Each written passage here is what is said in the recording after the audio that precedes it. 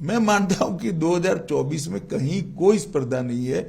देश एक तरफा मोदी जी के साथ आगे बढ़ रहा है। परिवर्तन की राजनीति, ये आप पिछले 8 साल और अब 2 साल, लेकिन क्या आप 2024 में आप प्रिंसिपल ऑपोजिशन किसे मानते हैं? Congress led by Rahul Gandhi? ये तो देश की जनता ने तय करना है। अभी तो किसी को प्रिंसिपल ऑपोजिशन का लेबल जनता ने लोकसभा में नहीं दिया है। लेकिन भारत जोड़ो यात्रा के बाद अब तो ऐसे ही लग रहा है कि मोदी जी के खिलाफ तो अब राहुल गांधी ही खड़े होंगे, क्योंकि ममता जी वगैरह तो देखिए ना, 3 राज्यों में चुनाव है, कितना असर होता है।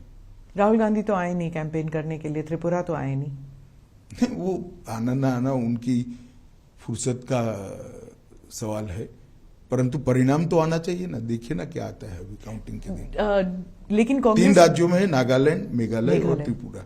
तीनों पुराने कांग्रेस के राज्य हैं जी। कितनी मजबूती मिलती है देखते हैं परिणाम में। पर वो अब गठबंधन के साथ अभी गठबंधन में भी तो मिलेगी। सीट शेयरिंग किया उन्होंने। हाँ। लेकिन कांग्रेस पार्टी कहती है कि राहुल गांधी के भारत जोड़ो यात्रा से बीजेपी काफी रैटल हो गई है, डर गई है कि राहुल गांधी का इमेज चेंज हो गया है। चलिए, वो उनका एक विचार है।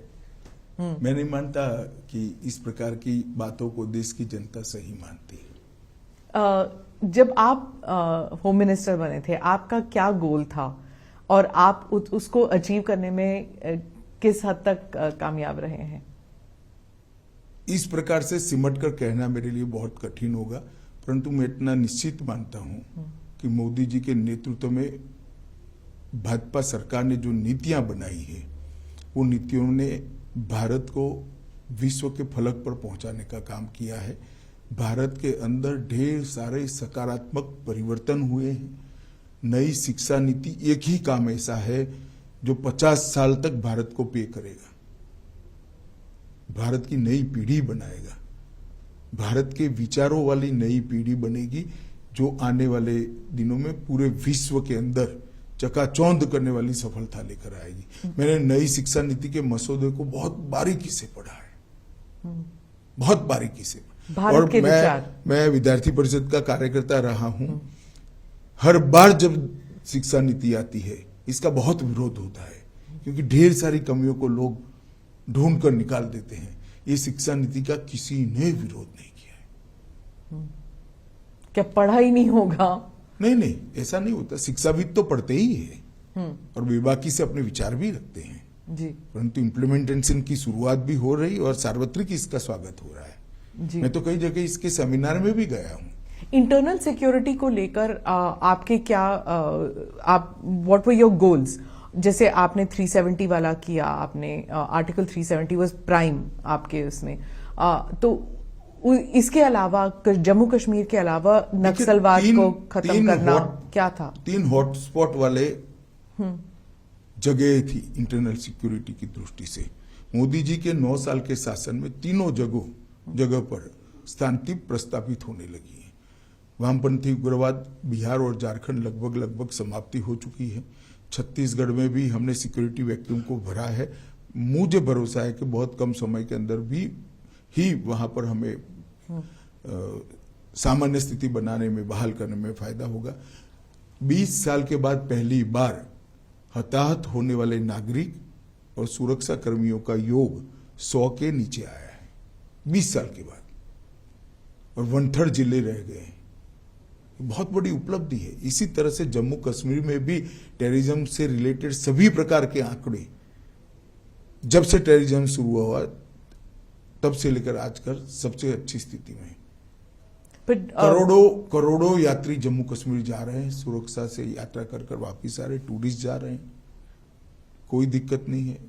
इतने बाय एयर पैसेंजर कभी नहीं गए थे जितने अभी गए हैं। तो ये बहुत बड़ा परिवर्तन है, और नॉर्थ ईस्ट में आप देख ही रही है।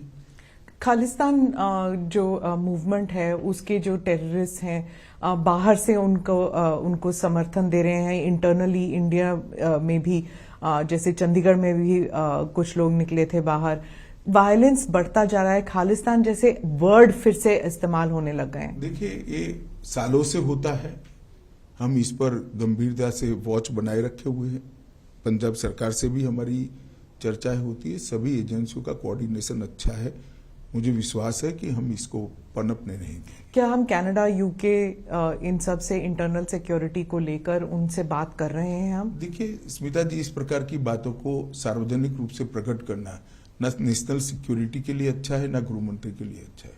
जी, वो मैं समझती हूँ, लेकिन लोगों को डर जरूर लगता है कि फिर से 80 का दशक फिर से।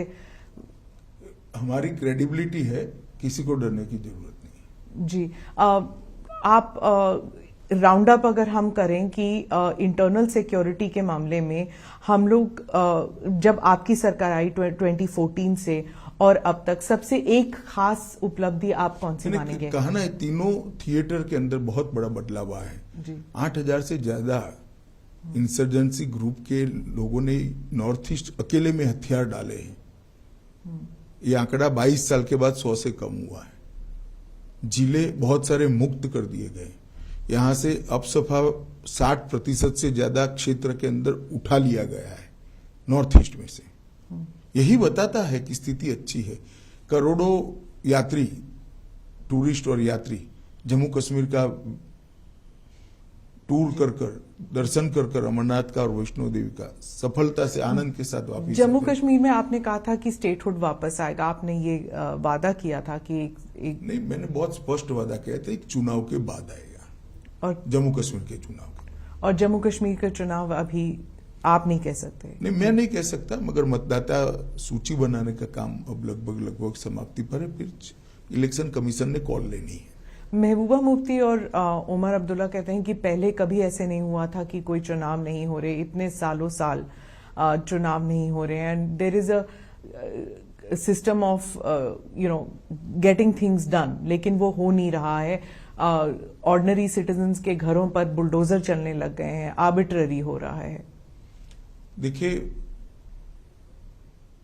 अगर मनमाने तरीके से, गैरकानूनी तरीके से कुछ भी हो रहा है तो सब कोर्ट में जा सकते हैं। एक बात, जहां तक चुनाव का सवाल है, उनको कभी क्यों पंच, सरपंच, जिला पंचायत, तहसील पंचायत के चुनाव की याद नहीं आती है?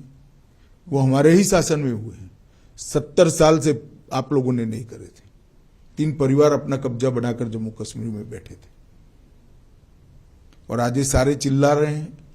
एक भी जगह घटना होने के बाद में फारूक साहब कश्मीर से इंग्लैंड चले गए थे।